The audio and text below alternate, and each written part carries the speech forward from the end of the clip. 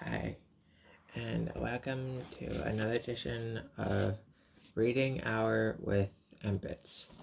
I, of course, am your slightly drunk host, Embits, and tonight we are going to be reading a random page from the number one New York Times best-selling author, Dean Koontz. The book is Mr. Murder, and I just want to point out that beautiful golden retriever real quick. Look at that. Wow. Mr. Murder is another book that I read in high school. Most of the books I own, I read in high school. I'm not much of an active reader nowadays. It's something that I would like to get back into when I'm not destroying my liver with alcohol. But let's just jump right into it. So Dean Koontz, Mr. Murder. We are on page 302 if you would like to read along.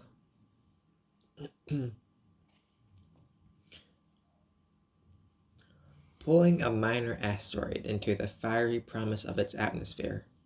West and south, not far, a few miles. The pull is exigent, strangely pleasant at first, but then almost painful. He feels as if, were he to get out of the car, he would instantly levitate off the ground and be drawn through the air at high speed directly into the orbit of the hasteful false father who has taken his life. I don't know the context of any of that, but right off the bat, yikes, dude. Suddenly he senses that his enemy is aware of being sought and perceives the lines of power connecting them. He stops imagining the magnetic attraction. Immediately he retreats into himself, shuts down.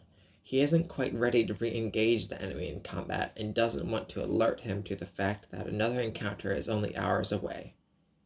He closes his eyes. Smiling, he drifts into sleep. Healing sleep. At first his dreams are of the past, people by those who he has assassinated and by the woman with whom he has had sex and on whom he has bestowed post-coital death. Then he is enraptured by a scene of solely prophetic involving those whom he loves, his sweet wife, his beautiful daughters, and moments of surpassing tenderness and gratifying submission, bathed in golden light, so lovely, all in lovely golden light, flares of silver, ruby, amethyst, jade, and indigo. Marty woke up from a nightmare with the feeling that he was being crushed, even when the dream shattered and blew away. Though he knew he was awake and in the motel room, he could not breathe or so much as move a finger. He felt small, insignificant, and was strangely certain he was about to be hammered into billions of disassociated atoms by some cosmic force beyond his comprehension. It's nice that the sentence ends as the page ends. Page 302 of Mr. Murder by Dean Koontz. I don't remember much out of this book. I think I have owned two Dean Koontz novels.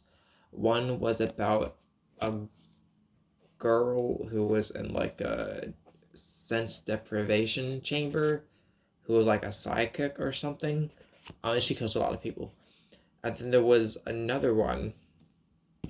This one, I think, where there's a dude and he has like a doppelganger, I think, is the whole deal, who's like seeking out to kill him or take over his life. Basic doppelganger stuff. And that sounds familiar from this one page where it's like the dude and he's like dreaming and then the other dude's dreaming but he's having a nightmare. I think that checks out. I can't remember much else about it, whether it's a good book or not. Dean Koontz is he's pretty solid.